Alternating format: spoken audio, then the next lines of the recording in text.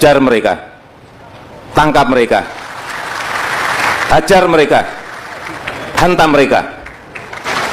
Kalau undang-undang memperbolehkan, dor mereka. Gantung Joko Widodo oleh M. Rizal Fadilah, pemerhati politik dan kebangsaan. Lucu juga tanggapan warga ketika ditulis Joko Widodo bakal menjadi presiden pertama yang dibui. Respon setuju tentu wajar, artinya sepakat Joko Widodo, mantan presiden itu nirprestasi bahkan perusak bangsa dan negara. Berbagai kebohongan dan korupsi mewarnai rezimnya. Lucunya adalah penilaian bahwa Bui itu tidak sebanding dengan dosa politiknya. Kurang menggigit, katanya. Ada usulan bahwa Bui itu sementara, setelahnya hukum mati. Ini karena kejahatan Joko Widodo sudah masuk kualifikasi pengkhianat negara. Mungkin banyak aset bangsa yang telah digadaikan bahkan terjual atau ia menginjak-injak ideologi dan konstitusi. Kalaupun korupsi, maka itu termasuk yang dilakukan pada saat bencana. Ambrol uang bencana di masa pandemi tanpa pengawalan hukum. Sengaja hukum dibuang. Usul lain sepakat bui, tetapi buinya di kebun binatang disatukan dengan hewan. Lalu jadi tontonan pengunjung atau untuk studi pelajar sebagai sosok Homo sapiens buruk yang jauh dari kelas pemimpin teladan. Terlalu juga sih, tetapi lucu-lucuan saja nampaknya. Toh Aristoteles juga menyebut manusia sebagai zoon politikon, hewan yang berpolitik. Apakah Joko Widodo memang menjalankan politik hewan?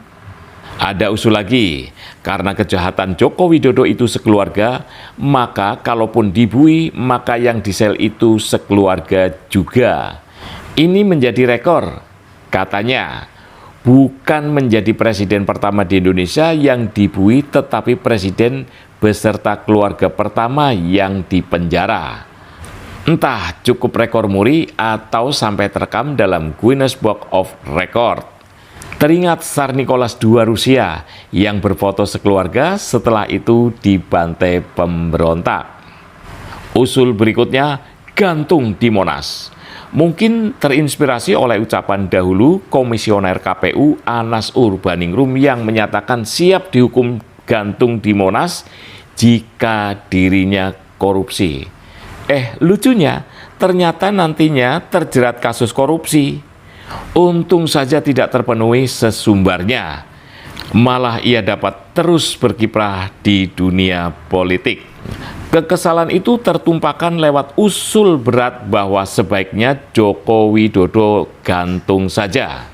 Sebenarnya hal itu biasa asal hakim pengadilan mau dan berani memutuskan. Pasal 11 KUHP memberi ruang pelaksanaannya. Bunyi pasal tersebut adalah pidana mati dijalankan oleh algojo di tempat gantungan dengan menjerat tali yang terikat di tiang gantungan pada leher terpidana kemudian menjatuhkan papan tempat terpidana berdiri.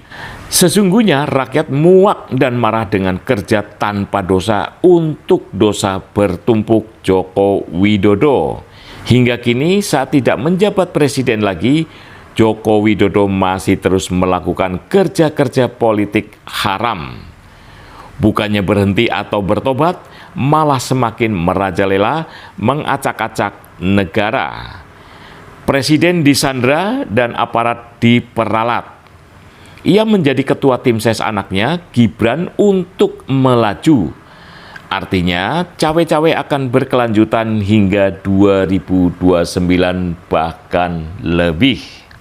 Keserakahan politik harus dihentikan. Joko Widodo tangkap dan adili. Gibran makzulkan. Ini adalah misi suci untuk memperbaiki negeri. Stop teriak, hidup Jokowi!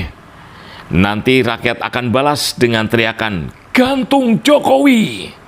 Bui nampaknya dirasakan kurang cukup memadai.